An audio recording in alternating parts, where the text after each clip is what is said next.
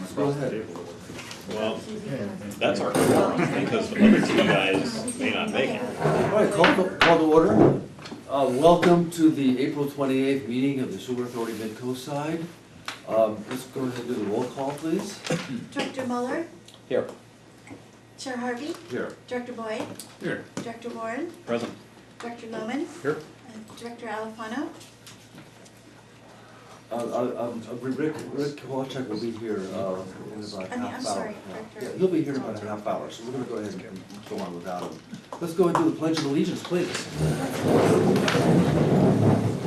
I pledge allegiance to the flag of the United States of America and to the republic for which it stands, one nation, under God, indivisible, with liberty and justice for all. Thank you. I'd like to make a public comments. I'd like to make the first comment, and I would like to welcome our new general manager, Robert Hopkins. It was a long process, and we I think the board worked hard, and we worked well together to choose Rob. Rob, welcome, and I want to make a few comments. I wanted to first off thank the board for giving me an opportunity to come up here and work in the community, and I've had just nothing but wonderful experience up here in the last week, just kind of getting to know the area, and I've had a tremendous amount of support from Vivian and Tony both as I try to start learning how the business function and the actual operations of the district work, and I look forward to learning more and to getting the opportunity to really take advantage of the area and the opportunity to make some real meaningful modifications to the operation in the future. I think there's a lot of exciting opportunities that will come with this, and I'm really looking forward to getting involved in the area. Once again I wanted to thank Vivian very much for her. She's been tremendously helpful in the last week or so, and as far as moving forward tonight, there's probably a lot of questions that are going to come up that involve the last month or so. I've been on the job for about 5 days, and it's been like learning through a fire hose so far. But if there's any input that you would like from me on what I have learned so far or what I do know, I'd be more than willing to take that. But if there's operational questions, it's probably going to needs Vivian's input, please. Thank you, Rob. I just wanted to make a comment that Rob came on his first week. He had a meeting the next Monday, a board meeting, so he had to work on the agenda. And I want to thank Vivian for helping him with that and getting that going. And if there are any I's not dotted, we'll take responsibility. I'll take responsibility. Thank you. So thank you, Rob. Absolutely. Didn't we hear through the grapevine that Rob actually started catching up on Sam before his official start date? That's outside to the degree I could, absolutely. Yeah, Rob was very well prepared. All right, are there any public comments from the board members? Any comments first from the board? Before we go to public comments? Well, just general public announcements, 2 quick ones. Okay. The snapshot day is coming up. What is the date? It's the first Saturday in May. May 3rd. May 3rd. The training is going on right now in San Gregorio. Tony and I are usually the Midcoast team, and we may have a third member, Jim Blanchard, who does weekly testing for San Mateo County, so he's probably got experience, but we're still always, or at least I'm still always looking for another member. It'll go really well with 4 people. And the other announcement is this Thursday, which I guess is May 1st, at 7 o'clock at El Granada School, GSD is having a town hall meeting, which is going to be like Q&A regarding Measure G, which is on the June ballot to reorganize the turn off sanitary district into a community services district to add Parks and Rec. Okay, thank you. Any other board members? If not, we'll go to public comments. We have one slip up here, Catherine Slater Carter.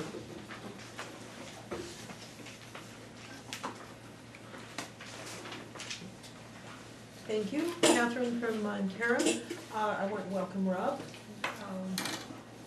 It's the Coastside is an interesting place, and I'm sure you'll find lots to do here. It's looks like a sleepy town, but it's really not. I have a question for the board. I asked some months ago to have a ongoing cost summary of what the recruiting and the interim manager and so on have cost us, have cost the SAM board since Manager Steve Leonard was asked to leave. And I think it's important for us to keep track of those costs. And I'm wondering if how to best get that information. I think it's been fairly expensive for the individual districts in a time when we don't have a lot of surplus cash floating around to pay to SAM. And just for future reference, I think we need to keep track of these kinds of, the costs of these kinds of decisions. So I'm not looking for a response from the board, given that this is public comment, but perhaps it could come up as an agenda item in the next meeting. Thank you. Okay, thank you. Any other public comment? Mr. Chairman, I take exception to the phrasing that was just used. We did not ask the previous general manager to leave. Okay, I don't believe I used that okay, language. thank you for that comment. Thank you. Let's go on. We'll continue on. There's no more public comment. We'll go on with the first agenda item, which is the consent agenda. And there are three items, A, B, and C.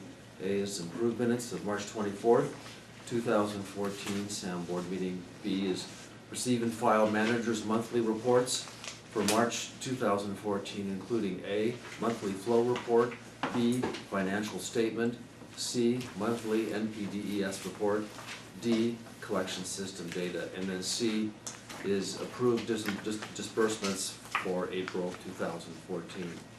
Board members, what's your I pleasure? have a couple of questions. Normally we would remove it from consent for discussion, but I don't think my questions would require discussion, so can I just ask the questions and maybe leave it on consent unless somebody else wants to hold something for discussion? I didn't quite get that, Leonard. Ask your question. Do you want to ask a question? Okay, on the monthly flow report, there's a note at the top that the second red asterisk. I'm wondering if that could be translated into English. When it rains, the mid-plant flow meter that we're using for the flow distribution also collects rainwater. The influent flow meter doesn't do that. They're running very good, very well together. So when we have rain over 1/10 of an inch, I use those days to adjust the flow for the distribution. Is that just rain that falls into the open parts of the system? Into the treatment plant itself. All of that goes into the drains which go through the plant. That can't be that much of that. It's really not, so. Okay. But Okay, thanks. okay. The other question I had is, I saw a disbursement for rain for rent for a tank at Montero. For a tank, or is it a pump? Oh, did that say pump? I Might be missed pump, that. yeah. Never mind. I have a question on March 16th on the flow report. This is one where we see a minor bump in GSD, pretty big bump in Half Moon Bay, and since it's been a topic of much discussion, except this time it's weighing against Half Moon Bay, do we know what that spike would have come from? I could look and take a look, but I mean, because not sure. it took them up, looks like maybe 20% over normal. Well- maybe a little less, but still, it really stands out, and so I can look that up. But their treating them all is interesting, I think it'd be good to understand. their flow for the month though is still way below 50%. That's not the question I've got. The question I've got is, we've got a spike on pretty much one agency, although you guys show a little bit. Something happened, it'd be interesting to understand what that is. So, I mean, if you look down on 329, you'll see that everybody tipped up, and so that one's not anywhere near as interesting as on the 16th, where Half Bay really showed a spike, and Granada edged up a little bit, and Montero didn't move at all, and there was no rain recorded. So it's an oddball. It'd be good So, for us to understand. Tony will check that for us. If, All right. if it's okay with the board, I'd like to meet with the technical services supervisor and discuss how we might, we meaning he, might be able to present a graph correlating rain events with flow increases. Everybody okay with that? You're talking about finding a new presentation method for the same data? It would be an additional Mhm. chart. Right, an additional, okay, I'm okay with it. You go and talk with him about that, that's fine. Okay. I've wanted to suggest something like that for a while, so. All right, so anything else, the board, how are we doing on this consent agenda? Do you want to? If we could note for the minutes that Director Kolchak is around. Okay, Dr. Kolchak. I move approval of the consent agenda as presented. Second? Okay, any further discussion? Okay, all those in favor? Aye. Opposed? None, so. All right, then we'll go ahead on with item 4, old business. Approve for the year 2014-15 budget draft documents for submission for member agency review.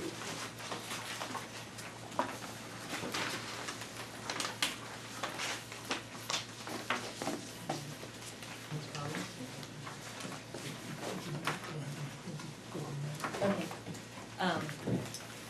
So I'd like to just summarize, at the last meeting, the board asked staff to send the documents to the member agency managers for their final review and comment before bringing the budget back to the board for approval for distribution to the member agencies for continued review and action. After the meeting, the documents were updated to include the collection system worker that had been omitted from the prior budget drafts. Otherwise, the documents are the same as they were in the March 17th workshop and the March 24th meeting. No comments have been received on the budgeted amounts from member agency staff. And so with that, staff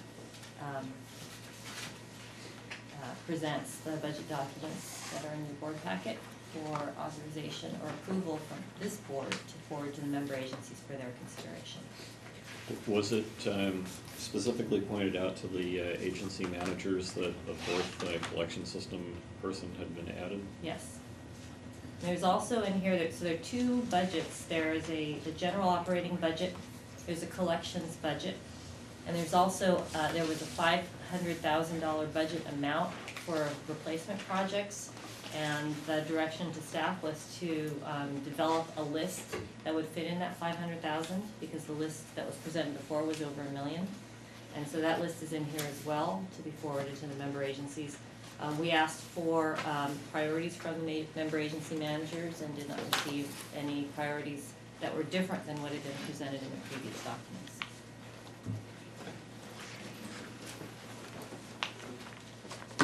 Can I ask a question? Does that include the, I think it was 15,000 that SRI was going to spend, that hadn't spent on their item? There was 15,000 that hadn't been spent. Is that in the budget? That's all right.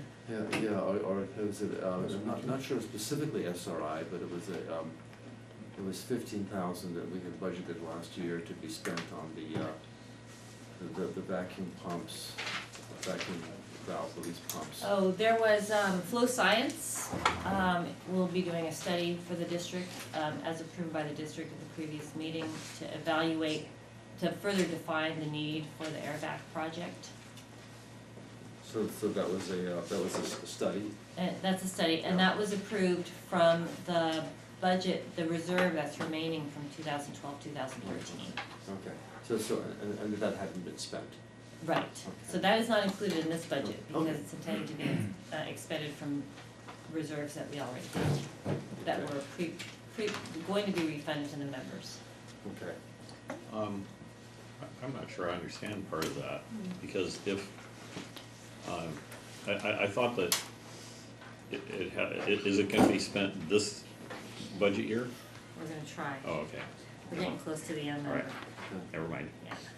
But it really is money from 2012-13. It's the reserve that was remaining from the prior budget year. Because I think that expenditures need to show up in the budget of the year when they're actually spent. So you're saying that will be the case? Mhm. All right. Any other board members? Good. Well, nobody else is gonna do it So all. there's no comments from the managers or And then there were no changes at all recommended Did we get, by the managers. they didn't ask for any changes, did we get positive confirmation that they had adequate time and direction for what was asked of them? Yeah, I sent out the request twice to the managers. Did you get any feedback? So, I did get a question from Clemens, and he asked if we had defined whether projects were maintenance or new projects. Mm. And so my answer to him on that was, we're right now talking about the budget amounts. We wanna make sure that the budget amounts are solidified so that we can move forward with projects, and the definition between maintenance and projects has not been discussed yet. I mean, just for Rob's benefit, Rob, that's one of the more interesting issues that we've had to contend with as a JPA, and how funding is allocated, and what participation is required and whatnot, depending on whether or not something is maintenance or new project. And it's one where I think we're getting to where we kind of have an accord on this, but it's one where we've got to be very careful, because when it's not well approached, we wind up with a lot of questions, and when we have a lot of questions, then it's hard to get on the same page. Sure. So it's one where, in your first meeting, this can be a hot potato, but well approached, it doesn't have to be. Actually, yeah, since I mentioned it, but Rob wasn't here, a previous manager had basically arbitrarily declared that any maintenance thing that cost more than $5,000 was capital. And so he had kind of shifted it all into capital budgets where, you know, maybe it's capital maintenance, but it belongs in the maintenance budget. So I think that in more recent years, that was moved back to the way it should be. But that's what Director Boyd is referring to, that issue. But I believe it's been resolved now. I think the stuff that I think so. belongs in maintenance is back in maintenance. Right. Yeah, well, it's something that, since we haven't had that discussion, and we're just talking about how to allocate some spending, then we're gonna, I'm pretty sure we're gonna wanna get that cleared before this thing's all finalized. I think we're all committed to doing that. And I think of the things that we've got in here, we've got pretty strong agreement about there's much more to do than we're gonna have money to do, and these are all fairly important to get done. That's kind of where I think we are. So I'm not anticipating a whole lot of resistance to trying to get these done. I think the big challenge is how we're gonna get more done without breaking the backs of our ratepayers. Yeah, and the comment, Rick? No, I don't, I'm ready to send them to the, Okay. send them to the member agencies. Okay, so Is that a motion? A motion? And I'm making a motion, I move to approve fiscal year 2014-15 budget draft documents for member agency review and action. Second. Okay, any further discussion? Okay, if not, we'll go ahead and we need a roll call doing this, or we can just have a verbal vote? Simple motion. What? Simple motion. This is a simple motion, so go ahead, I'll go ahead and go ahead. All those in favor? Aye. Aye. All those opposed? Aye. Okay, so it passes. All right, going on to the second item of old business, authorize staff to finalize and forward draft personnel policy handbook for local 39 review and comments. If I might speak to this just briefly, this, Take your time, please. where I would suggest the board consider on this is that this issue is actually fairly complicated as far as PERS law, some of the implications it has, and the personnel issues. And rather than open up a single item with the union, we are going into a period where we'll be entering formal negotiations next year. And this might be an opportunity to roll us into the broader negotiation process at that time, rather than open up a separate sole issue and deal with it. And what that would do is it would let the district kind of go back to focusing on the business at hand, and then put this into a basic bucket of things to be addressed as a global meet and confer process that's the normal union negotiation. So my recommendation would be at this time to table this issue while staff does further study on the issues with PERS, the financial aspects of it, because they are fairly complex as it plays out over time. And then we can bring that information back when we do we enter into formal negotiations for a new MOU. I actually don't remember why we're looking at this now. Is this just part of the general cleanup of policies that we're Right, this is doing? part of the general cleanup policy. We ask staff to make recommendations on the policy. But I agree with Rob. I think that I'd like to see this table. We talked about this and it became very complicated, and we'd like to see this tabled and. Yeah, what I just heard makes sense to me. So any other comments? Do we need a motion? We to do the table? motion. Yeah. Was the original thought, this is not necessarily the document for the union, this was the document for the main SAM office, and this was sort of showing the union what we were going to be doing? Yeah, it was just kind of the begin, I think it was the begin discussion of it. Right. So we started this process thinking that we would develop a handbook for the unrepresented employees. Mhm. Then as we were going through the existing documents, realized there were a lot of different documents that governed how personnel policies were administered, and thought, oh, it would be a great idea to roll them all into one document and have a personal handbook. But the complexity there is that now the personal handbook covers not only unrepresented but represented employees. And so there would need to be a discussion with the represented employees. So it's gotten more complicated than we had originally envisioned, and the timing is not quite right, because it doesn't make sense to open negotiations just for this, since what we're really doing is we're just memorializing the way that business is handled at SAM.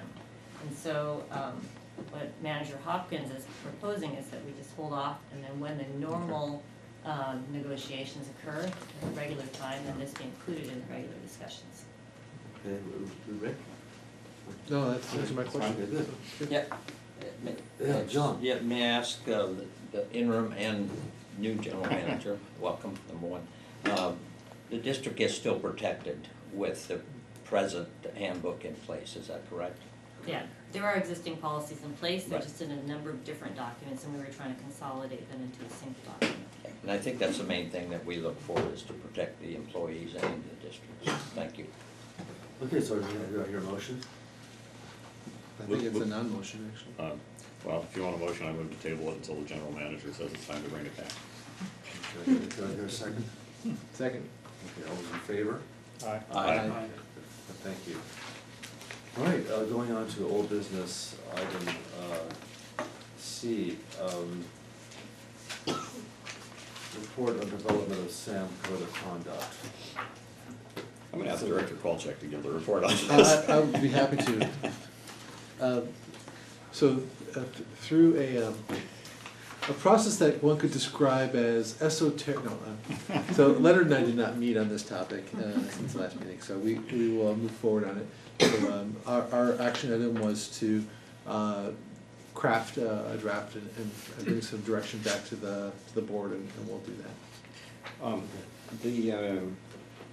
The memo actually references special district association documents, but I thought what we were gonna do was pick parts of two of the ones that we had here, We were. which was like half of them and CCWD. We were, Yeah. yeah. But one of us, or both of us, didn't get that done, so, Right. so we'll have to put that together. You have my number, right? Yeah, I'll reach Okay, out to you. so, yeah, let's try and get that done for the next meeting, I guess, since It would it's be your embarrassing if agenda we didn't. item. All right, I'm looking forward, although that being said, I'm looking forward to some really insightful input from the Recycled Water Committee, so. all right, so we'll go on to the next item, which is, the last item of old business. Receive update from Recycled Water Committee. We traded a little email, and we haven't had any meetings, so nothing new to report on that, but we will. Oh, okay, that's fine. In some way, Leonard, I feel like we're somewhat role models for the board. Okay. I decided to see if we couldn't keep it short and sweet, though, when we presented our failure to move that forward. Except I just threw it out, so leveling it out. Don't want to leave you guys. I'm done. All right, so we'll go on to new business, discuss cost allocation methodology.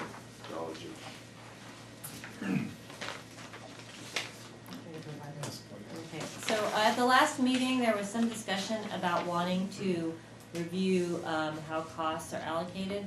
Currently, costs are allocated according to member agency flow from the prior year. We're talking specifically about administrative cost, is that?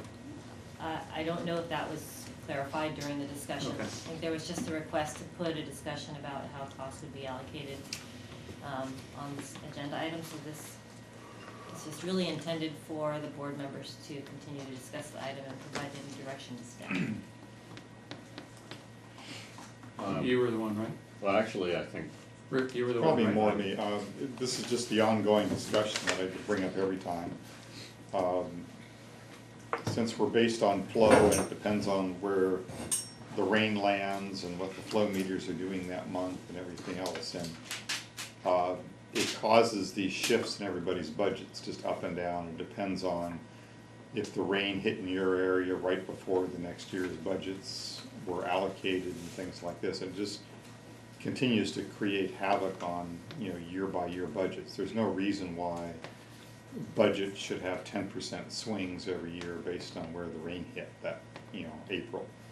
So I continue to press for just a simple formula to allocate costs, either by the 50-30-20 method or something like that, that's just constant. We looked at averaging and all these other things, and it just continues just to create more and more problems and debates. We keep arguing and spending a huge amount of money testing meters and just, in my opinion, wasting taxpayers' monies around here running around this issue. So I'd like to see the possibility or the discussion of just the simple allocation, and we're done and we never have to fight this battle ever again, and we can just move forward with our lives based on 50-30-20 or whatever number it is. It just seems so much simpler, and we've spent 30 years these battles up and down, wasting everybody's time. I'm just saying, why are we doing this? So after the agenda came out, I actually had some more thoughts on this. My understanding is the bulk of the processing costs, the treatment costs, are due to the loading. So additional water due to inflow and infiltration is, clean water. And so there's, other than increased pumping costs, there's no additional treatment cost for that water. And we accept, I don't know how much, but some significant discharge from the farm that used to be Nurseryman's, whatever it's called now. Rocket Farms. Rocket Farms. Which is interesting because I work for Rocket Software. And we charge them a very, very low rate per gallon. So and that goes directly to Sam, and Sam does the billing. So I don't think that it's reasonable to charge the member agencies the same rate per gallon for the increased flow due to wet weather. The plant expansion was done in large part because it's cheaper to expand the plant than it is to go try and fix 8,500 sewer laterals. And so, given that the money was spent to expand the plant to handle the increased flow, it's not appropriate to basically penalize member agencies that happen to get more rainfall and causing their flows to be higher. So what I would propose is an alternative to what Rick is suggesting that might be more acceptable, and that is when we set the flow percentages for computing the following year's budget, that we basically toss all of the numbers from rain events using only the dry weather days, and plus you have to basically pad it out for about 3 days after that, because in the two districts that aren't flat, the water keeps coming for some amount of time after it stops raining. And then we should have some additional charge computation based on the increase due to I&I, because otherwise there's no incentive at all for the member agencies to work on I&I. Could you repeat that last sentence? Which part? On I&I. Okay, if we base the flow percentages strictly on the dry weather days, so there's no I&I component of the flow percentage computation, and then we look at what the increase, and that's why I want to get the correlation chart done to kind of map rain to I&I. So the member agencies should basically be charged separately some really low rate per gallon, because Rocket Farms is paying a really low rate. So the member agencies shouldn't pay more than that, and that basically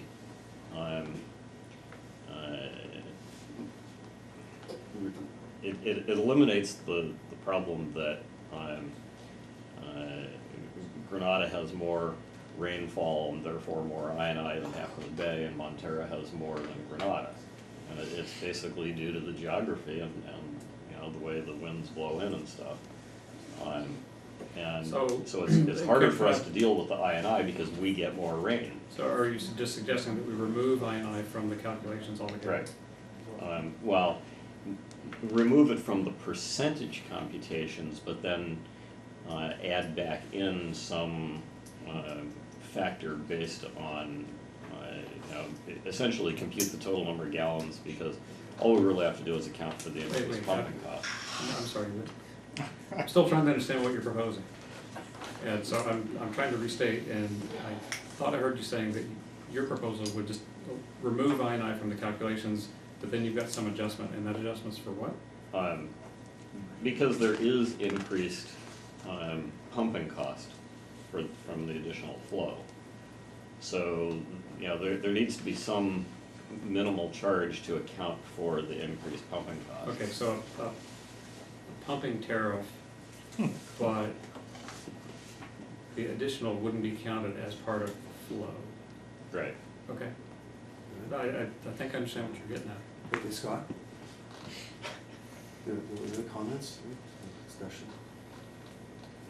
I appreciate the desire to reach some kind of, if we can find a common ground on a simplifying approach to this, I agree that could help us avoid some of the things that have been difficult for the agency. I will point out that the agency has successfully, it's taken work, but has successfully managed to keep this operation going now for well over 30 years. So while it's been tough, it hasn't been impossible, and I'm not saying we should keep it tough, but it's also not, it's not an all or nothing thing. You're looking for an improvement to an already going concern. I'd be willing to look at some different financial models for this. I am concerned about whether or not we have incentive mechanisms, feedback loops built in to have the agencies tend to their business. I don't want to be in the business of having to tell Granada, you need to do something about your I&I. That shouldn't be our concern. You've already got somebody telling you that, and it's your ratepayers. Because right now, it costs you if you don't. So if we're going to remove one of the feedback mechanisms that helps us kind of self-regulate, then I need to know what replaces that. Well, that's why I'm suggesting what you're referring to as the tariff. Well, I heard you call that pretty much I heard you minimize that very strongly. And if we're going to replace it, then I'm gonna suggest that where your logic goes is it's not gonna be minimized, it's going to actually be fairly expensive, otherwise it doesn't serve a function of providing effective feedback. And I need to see net zero on this if we're gonna go forward. So I'm by no means saying no, I'm just saying if we're gonna go play with this thing, I don't want to wind up with any one or two agencies wondering what they're gonna do about the other one that's not taking care of their business. And I don't want us to have to go looking for money to address something where this change in policy wound up with a change in bottom line revenue. So so I've got concerns about how we might approach a question like this without judging it. I mean, without seeing a more specific proposal and without seeing an economic analysis of that, I'm not gonna weigh one way or the other. I like the idea of a simplifier that keeps the discussion at the table simpler. Okay, Vivian, you want to make a comment? I work with a number of agencies that are JPAs and the regional board in the NPDES permit for discharge for treatment plants. The regional board is converting any fixed base charges to flow-based charges for the members. We're seeing that trend everywhere. And the members are now trying to figure out how to assess the flow-based charges because a lot of them don't have meters, so that means they have to put in meters and that sort of thing. So what you're discussing is going in the opposite direction of what I've seen in other permits. Well, that would have been Rick's proposal to simplify. My proposal is actually to make it more complicated. Honestly, that's not sure I understand your proposal. Okay, so let's go ahead. So okay, let's go ahead, John. Well, Vivian commented in my 18 years on the regional board, if we could solve this JPA flow issue, you would be king or queen. Because it is a very, very contentious issue in every agency's out there. But again, I think from the regional board's perspective, we are, as Vivian stated, we are looking at the flows from each member agencies. That's the only logical way that the state of California is thinking we can help solve that challenging problem because. Jim? Okay. Go ahead, Rick, and then I'll take Rick. Oh, Check. Go ahead, Rick, if you want to get a Rick, chance go first. ahead. Okay, so with all due respect, I'm not sure I entirely understand your algorithm, so I guess I'm open to listening and understanding more, and a summary of that would be helpful. In terms of a standard flat rate, it doesn't seem, while it seems simple, I don't know that it seems logical to me, so it's kind of consistent with the regional board, but I want to mention that we had previously talked about to try and balance the highs and lows. We had discussed and very nearly put in place a 3 or 5 year rolling average to take the peaks out of it, and that basically saying over the long term it all sort of comes out in the wash. And we had very nearly put that in place, and then it got pulled out at the last minute. So that sort of idea, if peaks and valleys are the issue, I think that sort of concept makes sense, as opposed to a flat rate, which is sort of applied, but the logic structure, I think the devil's in the details of getting to something we all agree to is things change over time, and that would not change over time. And I think I would be uncomfortable. Why, like today, we might say, oh, this is a great idea. 15 years down the road, like, wow, this is way out of whack. And then opening it up again becomes a can of worms. So I'm sort of disinclined to be aligned with that kind of a standard approach. But of course, I'm willing to listen to other ideas. Okay, Rick? Two things. One, on the averaging formula, the way it was going to work out, not only were we hit for the one-time huge fee of $100,000 or whatever it was, but the formula hit us on the ramp up and the ramp down. So if we had instituted that, we would have continued to pay afterwards more than our share. That's why we opted out of that formula. The problem with our system is, and as John said, metered flow is the way to go. Well, Granada's not metered. Half Moon Bay, I think, has sort of the whole thing is a formula, and it's based on the fact that certain meters are working in certain places, and then things get subtracted out, and boom, the net is El Granada. That's what caused all the problems. The original meters were bad, and everybody knows they were bad, and we got socked for $100,000 or something. Montera is metered. I mean, there's a meter there, and boom, we know exactly what Montera is. If we're going to continue this process, then we need a process that actually meters El Granada. And here's our flow, and boom, this idea of subtracting and using the meters minus 5 or 6 other things stuck us every single time. So if we can't come up with a way to actually meter our flow, which would be the ideal, then I'm saying, we're tired of taking the hits. We've done the hundreds of thousands of dollars, so now we're just asking to level the field. We're never going to get our money back. We know that. But now moving forward, we'd like just a simple way so this doesn't happen again, because it seems like we're set up, and if it happens again, everybody will say, well, that's the formula, and we're dead. Okay, so to further the discussion, Tony, can you discuss the ways that we could meter El Granada? It would take more meters. To take more That's meters. the only way you can do it. Okay. I get that. Metering requires metering. Just more meters that don't agree. One of the issues that I'm unclear on whether it was ever really resolved is that one of the engineers, and I forget who, I think it was GSD's engineer, but it might have been SRT, said that the meters at the Portola pump station, which is what's used to compute Granada's flow, are installed in the wrong place and you get inaccurate readings. Although I also have some vague recollection that a different engineer largely disagreed with that, so I'm not sure where that stands. Maybe we need a third engineer to break the tie. But Tony looks like he wants to say something on that.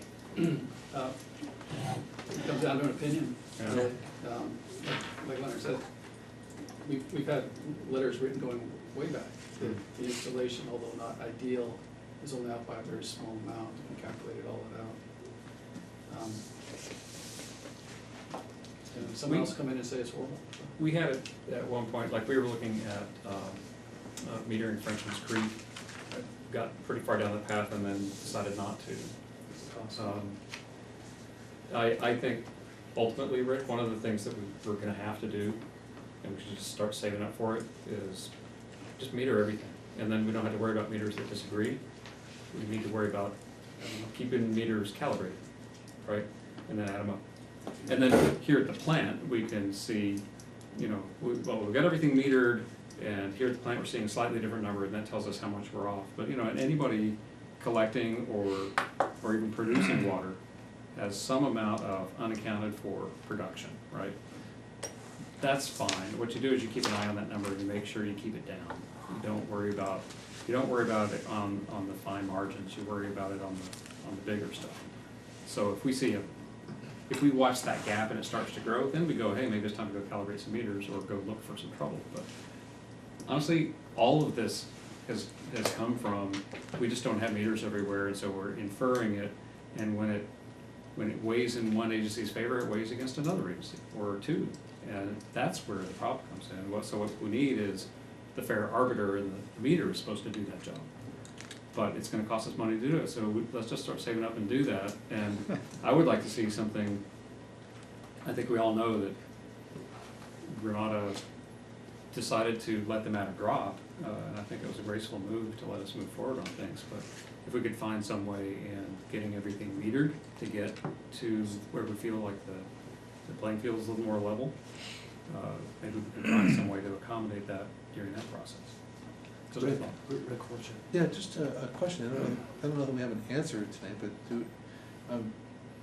so do we believe that the numbers for El Granada are not accurate?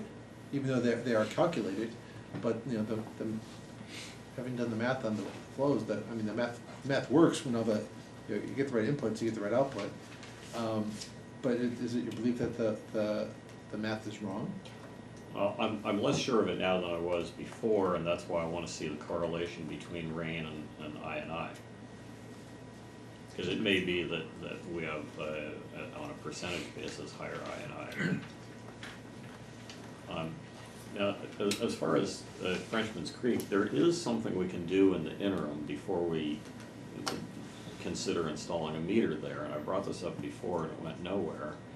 The agreement on how much of the flow is assumed to come from Frenchman's Creek, that agreement dates back something like a decade and a half. It was an agreement among staff.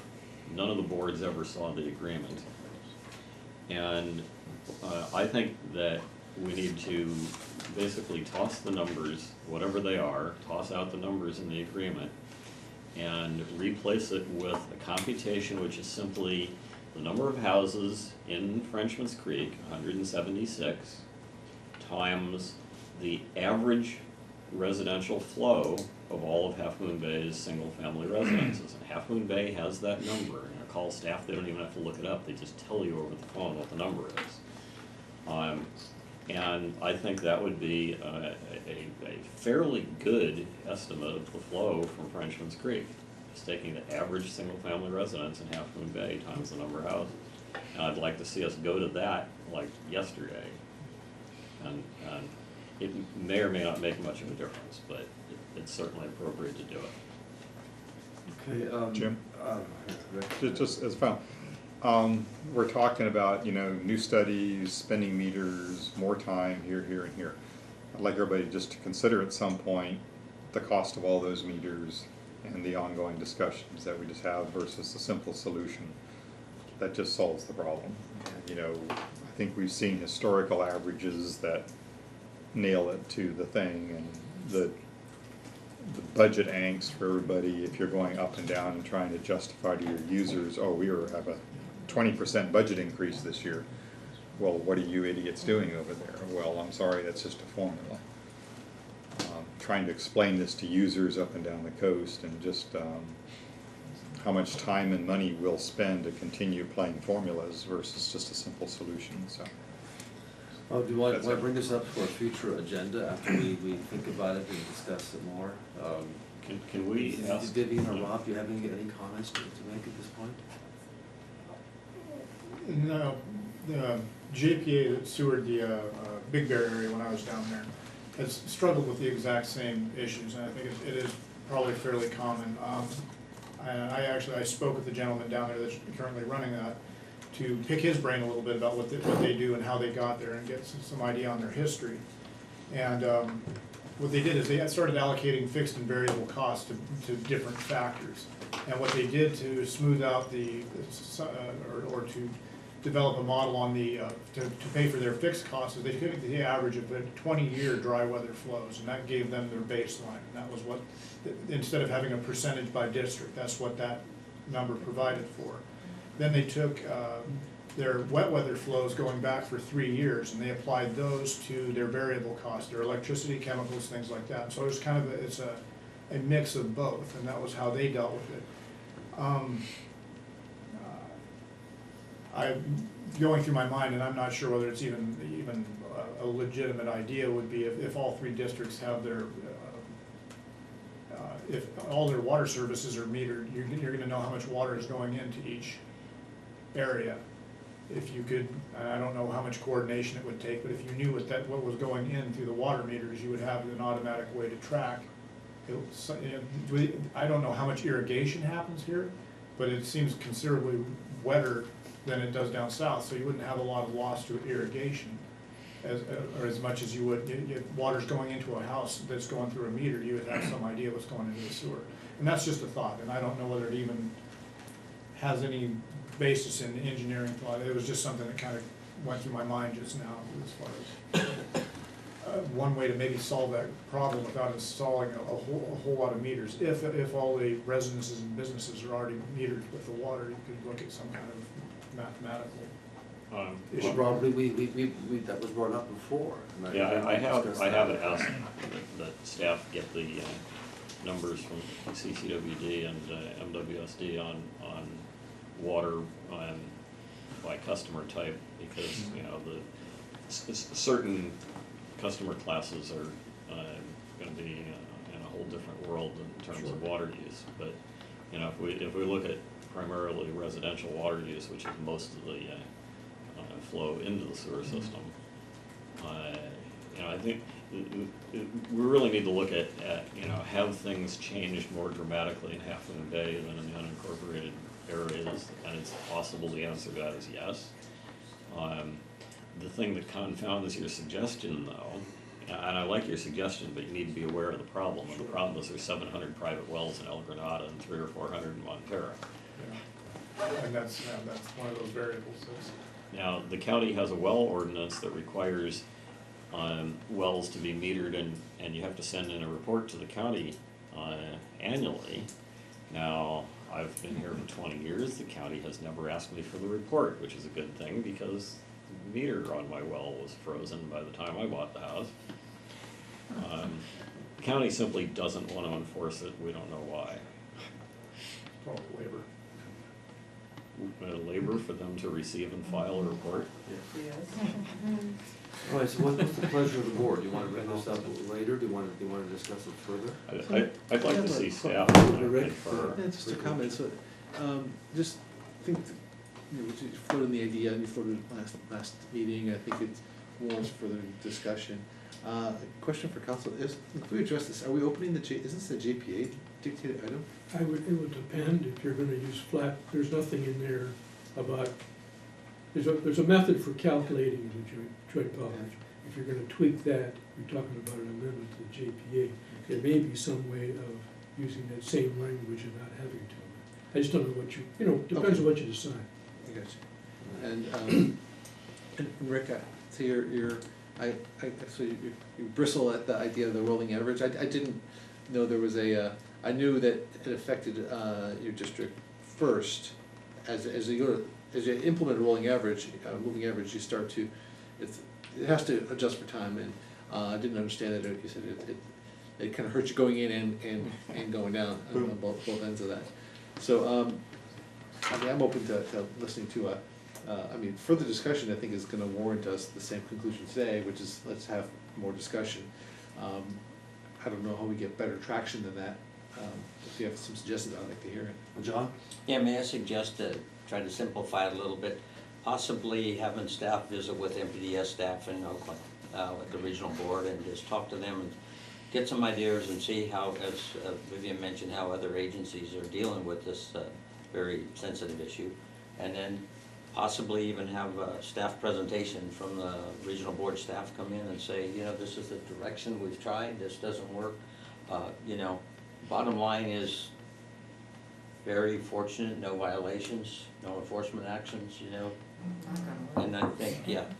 But I&I is an argument that we hear very often. And, you know, a lot of member agencies are working really hard now for inspections and replacements and those things that Vivian's quite familiar with. That sounds productive. Okay, I'll go ahead. I think if we established a starting point, we could avoid that down ramp impact to GSD. But I'd still like to suggest that we consider the rolling average as a buffering technique, because I think it'll work. But we have to start from a place where we feel like the distribution is properly accounted for. I think it would be something that would help avoid the year-to-year spikes. as long as we're not penalizing any of the agencies for joining up on the averaging program. So if we, like, we're at a pretty good place today, certainly far better than we were a couple of years ago. And if we were to pick, you know, starting today, going forward, we're gonna do this thing.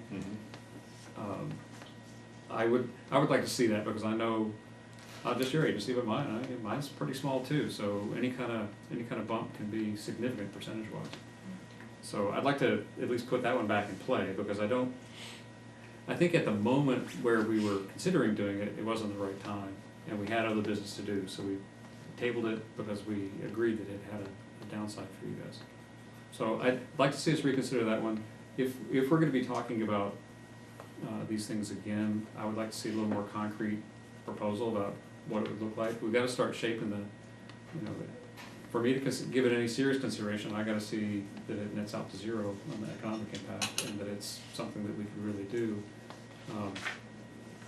But that feedback system on how we make sure that, and especially now that we've heard the regional board's concern expressed, if that's the tool they're using, then we have to account for that in a way where they're not feeling like we're skirting the issue, but rather addressing it head on and just doing our cost allocations. If we separate the cost allocations from tracking and enforcing something about that, maybe we can do something innovative here, but we can't simply say, hey, regional board, we're gonna go a different direction. I'm glad that you brought that concern in. Yeah, let me just, Mr. Chair, make it perfectly clear. I'm not speaking for the regional board, I'm speaking as a member of this agency. No, I'm sorry, I should be gesturing in the direction of Oakland. No, but it's good to know, what the board has been talking about and doing, because we'd be foolhardy to go walk into a problem with that, knowing that ahead of time. Okay, well, Leonard? I'd like to propose two separate action items here. One is to direct staff to go recompute, you know, probably the way I suggested what the adjustment factor is for Frenchman's Creek. I think it's using, you know, really old flow numbers, and it didn't have any provision for ever reevaluating it. And the other thing is to ask staff to see if they can come up with a proposal. Now, water districts have a meter charge where they theoretically recoup their fixed costs, and then they have a commodity charge. SAM has a lot of fixed costs, so I think that a model that's a parallel to the way water districts charge, where we look at all the fixed costs and we allocate those on the plant ownership percentage basis, and then the variable billing is to recover all of the costs that are specifically related to flow amounts. And by the way, my CCWD bill is 2/3 meter charge and 1/3 commodity charge, and I think that's nuts. All right, does the board agree to give the staff that direction for Frenchman's Creek? So the direction is to, so what's the first part about recalculating? The current Frenchman's Creek agreement This says, is what Just restate what's it, the- give the history. Yeah, give me the thing. instead of using whatever the current number of gallons is Yeah. that's in that agreement dating back like 15 years, Recalculating. to come up with a new amount that's computed based on the number of houses times the average And bring it back as a half-moon bay comparison to the single-family board. residential. Okay, let me have everyone's attention, please. Can I have everybody's attention? Everybody? Okay. There's a gavel there. All right, so does the board agree with giving staff that direction for recalculation? I think for, Doesn't. so Frenchman's Creek is entirely residential, is that correct? Yep. So I would imagine that CCWD could provide a number for average residential consumption. But Half Moon Bay has that. Half Moon Bay's in-house staff has the average residential flow for all of Half Moon Bay's single-family residences. They know the number, because they get the data from CCWD. Okay. No, I think it's sensible, and we can see if there's, how If it's close not a we huge are. burden on staff, I think it's fine to make a comparison.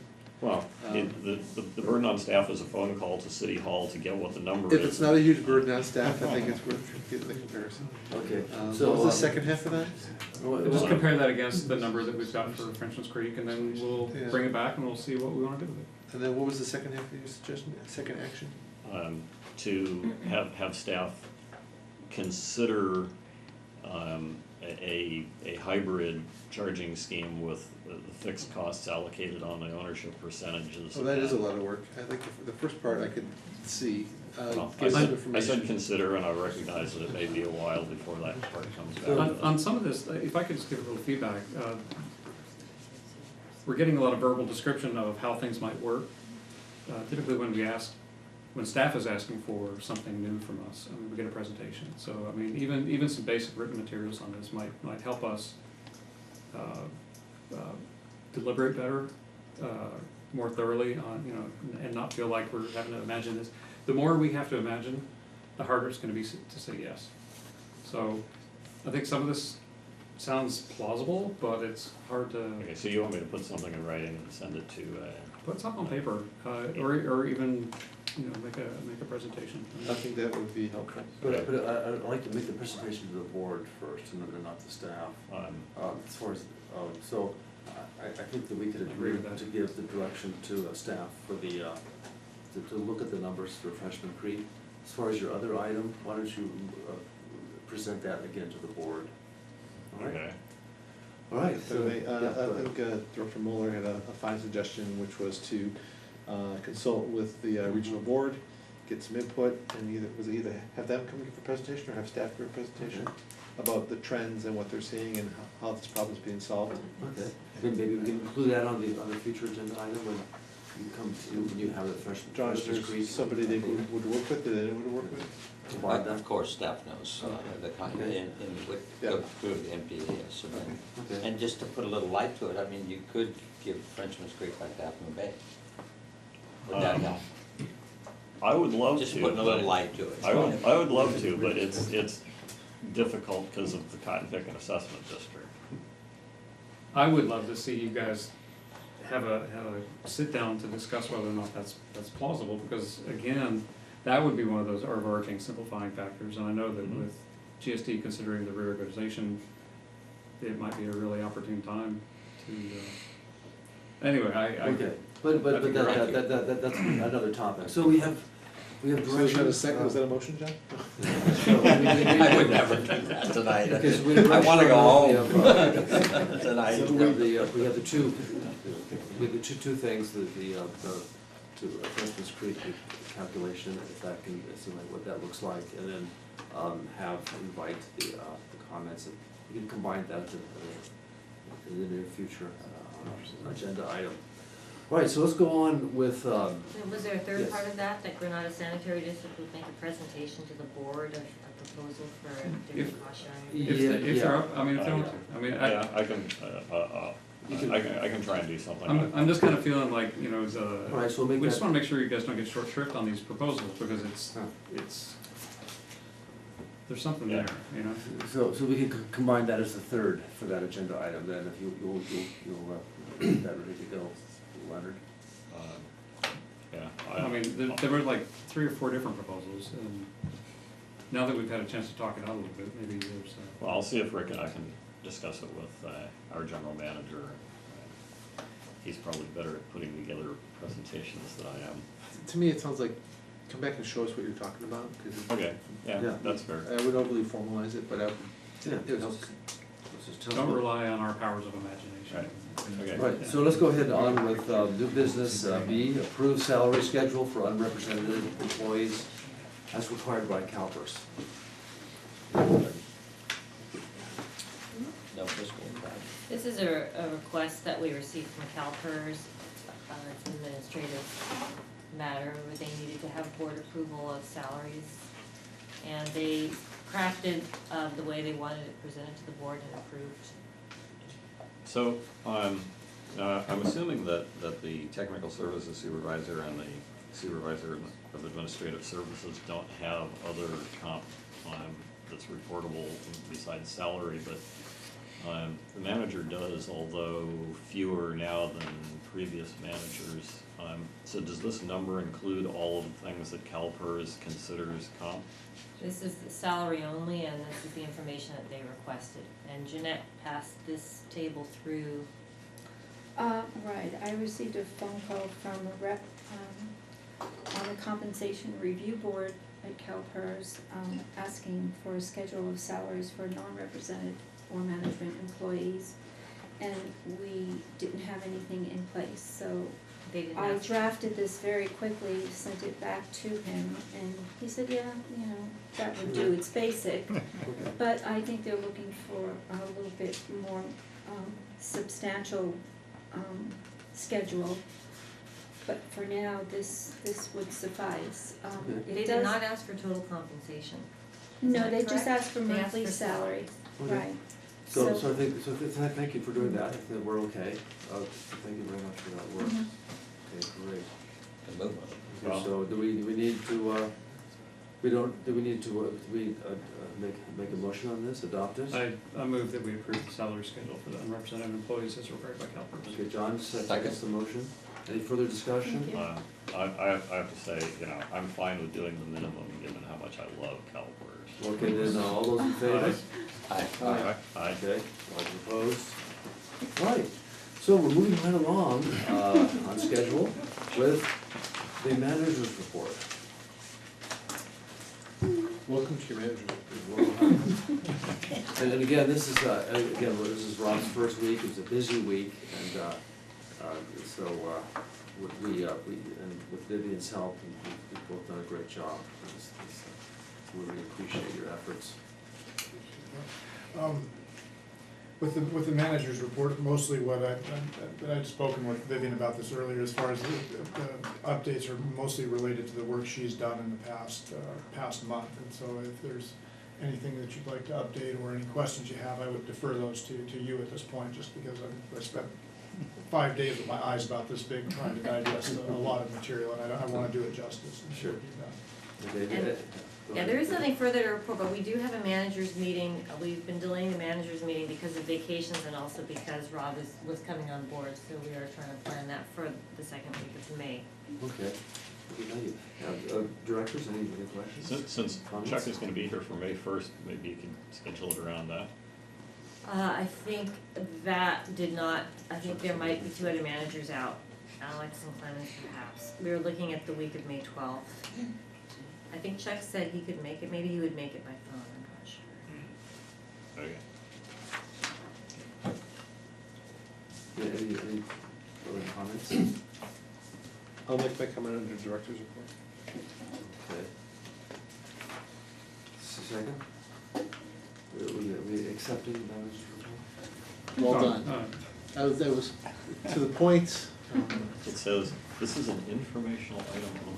Yeah, no motion. All right, attorney's report, Jim. Yeah, Mr. Chairman, 2 things. One, a couple of meetings ago, I reported on that San Jose decision of the Superior Court where they said that your personal computers are subject to Public Records Act request to find out whether you have any business on there. That case has been reversed at the appellate court. What a shock. That's not the end of it. I think this is still, I mean, if it isn't, if the Supreme Court doesn't deal with this, I'm sure there will be legislative action. So when you say reversed, mean they can't have access? The lower court, Superior Court, ruled that your personal computers, to the extent there was Public Records Act, business being conducted there, that was subject to a Public Records Act request. The appellate court said, no, these are private cell phones. We're not gonna, the requirement for Public Records Act request doesn't go to start chasing down private cell phones, excuse me. That last I heard that they were, the losing party was going to appeal that. I have not heard the outcome. I'll probably hear this Friday about that. But I think secondly, whenever you get Brown Act problems, Public Record Act problems, they usually end up in the legislature. And that's a dangerous place for this stuff. But I'll just keep you posted as what we do. Now, in the meantime, the city of San Jose has a policy that your personal cell phones are subject to Public Records Act requests. So that's a policy. And so that's another. You can't have it. I'm hitting So this anyhow, button real quick. I'm just reporting what's happened, and I'll just do my best to keep you posted on But this. what does that actually mean? Because from looking at the Public Records Act, and reconciling it with the idiot court decision, and I would say that if the judge was sitting right here. My interpretation of it still, those two things taken together, is that the only data on the private devices that is actually subject to CPRA are agency-related communications. So they can't say, give me your whole email file, give me your computer, give me your cell phone. They can just say, give me the communications that are on your device that are related to the agency business. I agree with that, and I happen to know public attorneys who have had to sit down with individual board members and go call by call and listen and go through all this stuff, that's not the right answer either, but that has happened. So that's the other side. Yeah, I agree with you that they can't get everything. They can only get what's a public record. The question is, who determines whether there's a public record on there or not? Well, Sometimes that requires some if they want to pre-screening. look at my 10 gig of email till their eyes bleed, more power to them. All right. I report these things and I know I get beat up by Leonard because it kills the message. Oh, I'm not attacking you, I'm attacking the idiot judge. Yeah. All right, anything else? Yes, sir. I don't know if this is Vivian's last meeting or not, but I just wanted for the record to comment that I have thoroughly enjoyed my association with Vivian. I did not know her before she showed up here as the interim manager, but I have found her work to be very professional.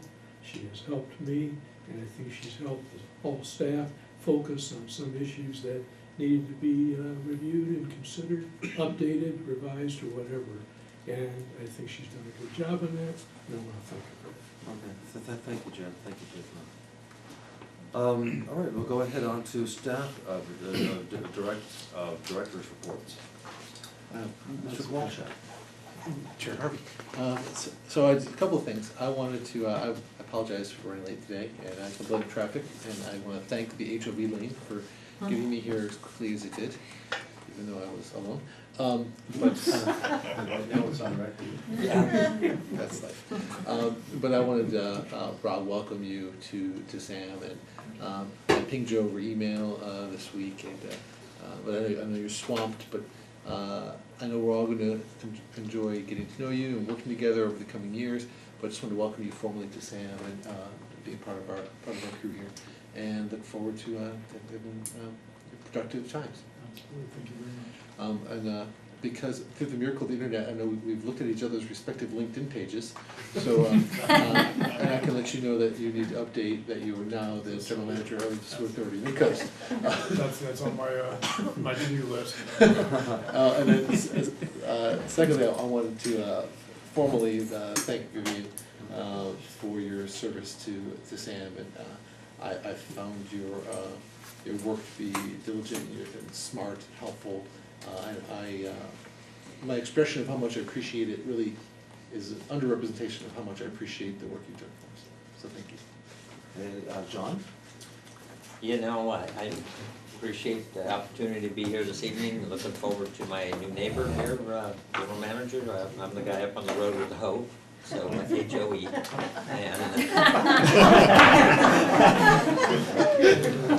All right. Anytime to stop by and see me. Anytime to see me. Well, John, thank you for that. Rick Roman? Yeah, we did have a couple storms that dumped a lot of rain in El Granada, and everything turned green except a certain couple acre patch. So, you know, all this advice to just, you know, let the